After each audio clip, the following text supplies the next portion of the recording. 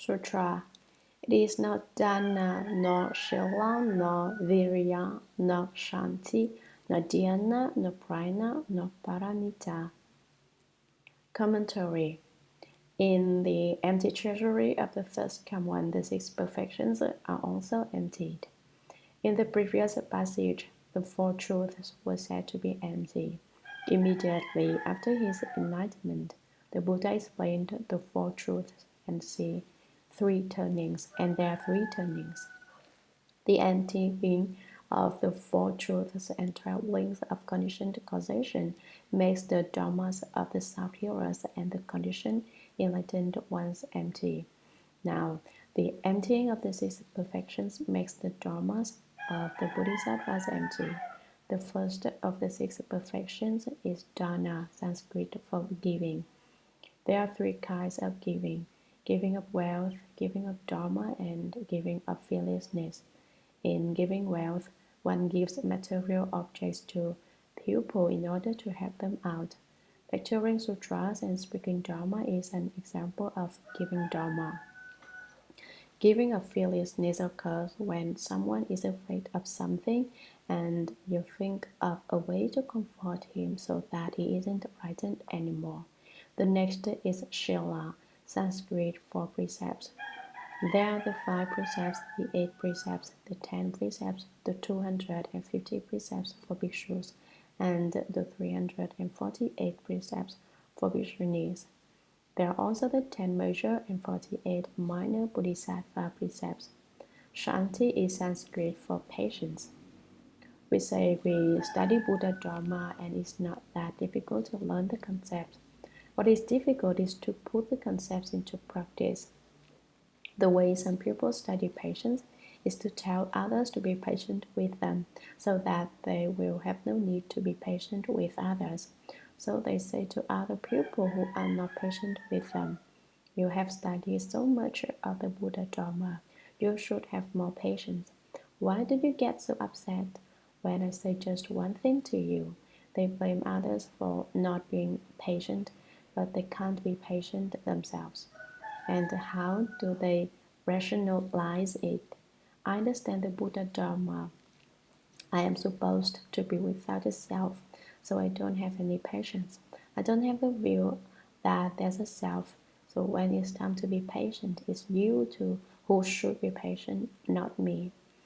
But when it's time to eat, they remember they are not supposed to have any view that they are people, so they think they don't have to give anyone else anything to eat. When there's work to be done and when they are in a difficult spot, they remember that they are not supposed to have the view that there is a self, so they say they don't have to take care of such things. And if they kill someone, they say it doesn't matter because there aren't any living beings to begin with, so I haven't really killed anything. Or they hit someone for no reason at all, and when asked why they did it, they say there aren't any living beings and you belong in that category, so I haven't really hit anything at all. That's Devon knowledge and Devon views for you. When they eat meat, they say it doesn't matter, living beings aren't supposed to have the characteristic of a lifespan anyway. Since you don't have the characteristic of a lifespan, you can die at any time, so I can go ahead and eat you. Besides, once you're dead, your flesh will just get rancid if you don't eat it. That's what adherents of externalist religions say. They say that domestic animals are put here just for human beings to eat, and if they aren't eaten, they will overpopulate the world. If people didn't eat cows, sheep, and pigs, they would multiply until they filled up the world. But think about it, people don't eat cats, but the world has yet to be overridden with cats. In fact, when people don't eat animals, not so much killing karma is created, and the animals don't multiply so quickly.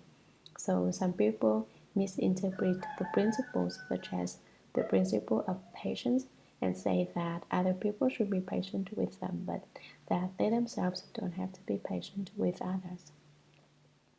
Virya is Sanskrit for vigor. There is physical vigor and mental vigor. When your mind is vigorous, you are seeking Buddha Dharma at all times. When your body is vigorous, you practice the Buddha Dharma at all times. Dhyana is also a Sanskrit word. It means quiet consideration. There are many kinds of dhyana, but now the Buddha says that there isn't any dhyana either. Prajna, another Sanskrit word, means wisdom. There are three kinds of prajna: literary prajna, contemplative prajna, and outer appearance prajna. First, the six perfections or paramitas are all empty. Paramita, also Sanskrit, means to reach the other shore. It refers to the successful completion of anything. We cultivate and become Buddhas. Having progressed from the state of an ordinary being to the state of Buddha is a case of paramita. For an ordinary person to become a bodhisattva is another kind of paramita. Going from San Francisco to Auckland is also a kind of paramita. Now all these dharmas in the treasury of the first common are said to not exist. They are all emptied. Previously, when we said that empty space does not exclude any appearances, we were talking about the treasury of the first common, which is not empty. Here we are discussing the empty treasury of the first common. In describing the empty treasury of the first common, the word not is used, but it doesn't signify total negation. What still exists is the basically wonderful, perfect mind, but that mind is not called by these names. So here the empty treasury of the first common is being described. Sutra, nor any other, it is not the Tathagata, nor the Arhats, nor Shakyamuni Buddha, nor Samyak Sambuddhi, nor Paranirvana, nor eternity, nor bliss, nor true self, nor purity. Commentary. Nor any other means that all the levels of enlightenment, from the six paramitas through the 10 dwellings, the 10 faiths, the 10 practices, the 10 transferences, and the 10 grounds, up to and including the fruition of Buddhahood, are included in the emptying. Progressing from the level of bodhisattvahood to the fruition of Buddhahood takes a long time, and there are many dharmas along the way, but none of them exists.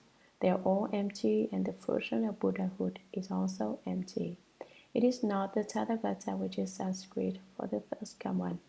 Even the title of the first common is empty, nor the Arhats, those worthy of the offerings of people and gods, nor is it Samyak Sambuddhi.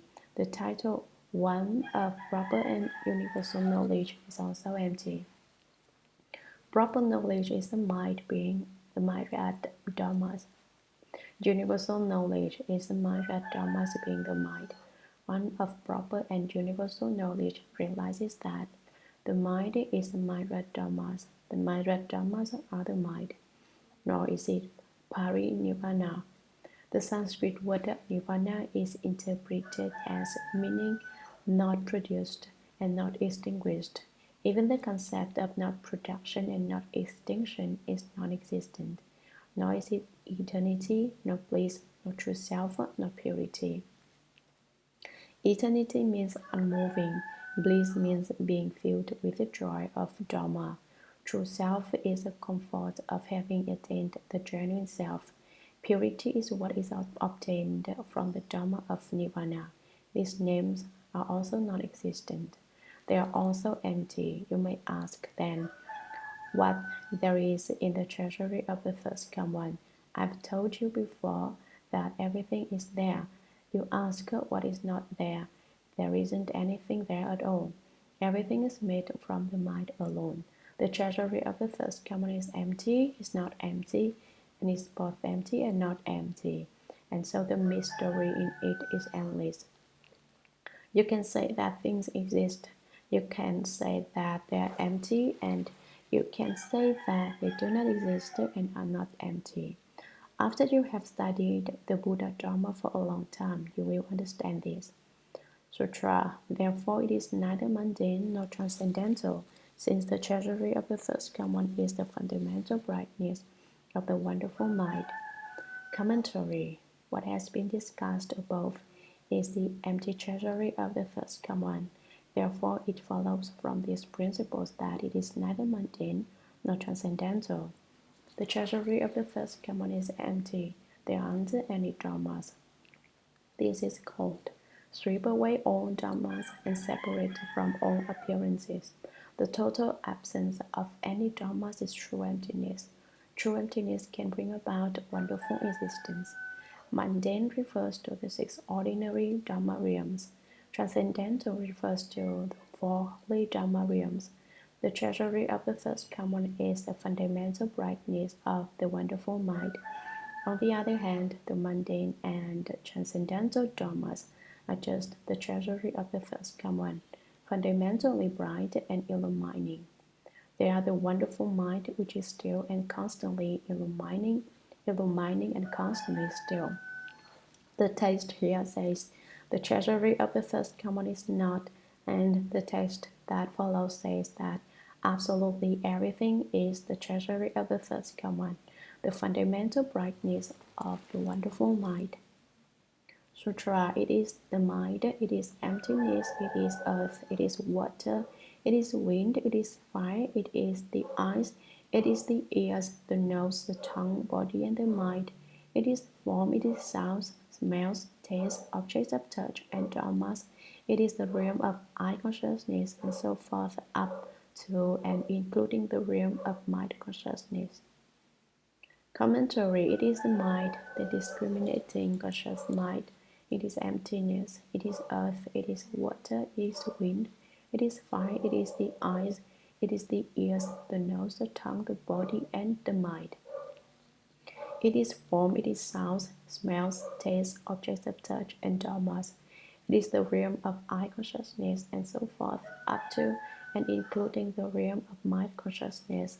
So the empty treasury of the first common is also the existent treasury of the first common, the treasury of the first common which is not empty. Thus, in the treasury of the first common which is empty and yet not empty, there is the fundamental brightness of the wonderful mind. It is the five skandhas, the six entrances, the 12 places, and the 18 realms.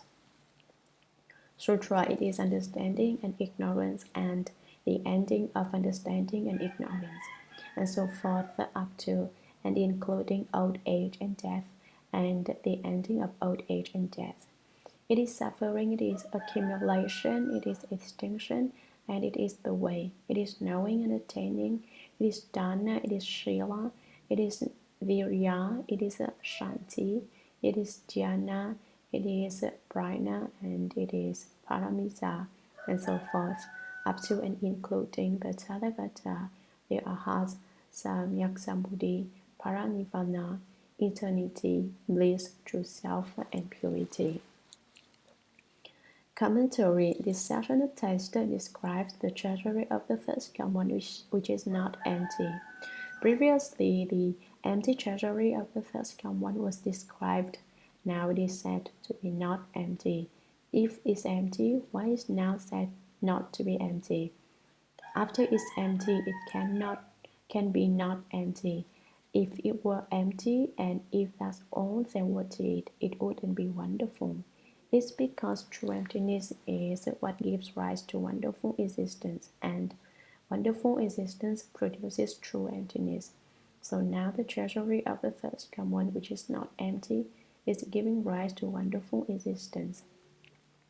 Therefore, the five skandhas, the six entrances, the 12 places, the 18 realms, the four truths, and the 12 links of conditioned causation, and so forth, none of them is empty.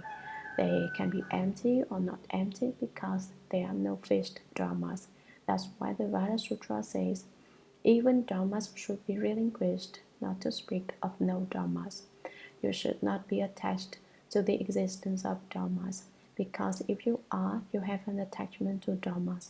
If you have an attachment to dharmas, it is the same as if you had not understood the dharma.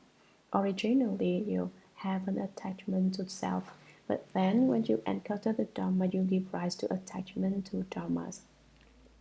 In Buddhism, then you can't have any attachments. If there are no attachments, existence is just non-existence. If you have attachments, then non-existence exists. Sutra. It is both mundane and transcendental, since the treasury of the first command is the wonderful brightness of the fundamental mind. Commentary. In the previous passage, it is said that it is the 5 skandhas, the 6 entrances, the 12 places, the 18 realms, the 4 truths, the 12 links of conditioned causation, the 6 paramitas, and so forth, including the titles of the third one. It is all these things. Further, it is both mundane and transcendental, since the treasury of the third command is the wonderful brightness of the fundamental mind, the basic mind that is still and always illumining. Sutra. It is apart from is and is not. It is identical with is and is not. Commentary. It is apart from is, from existence, and is not non-existence. It is not that it does exist, and it is not that it doesn't exist. That's true emptiness and wonderful existence. So the principle of the treasury of the third one, which is empty and yet not empty, is that it is apart from emptiness and existence and yet not apart from emptiness and existence. And in light of this principle, the Buddha spoke what follows.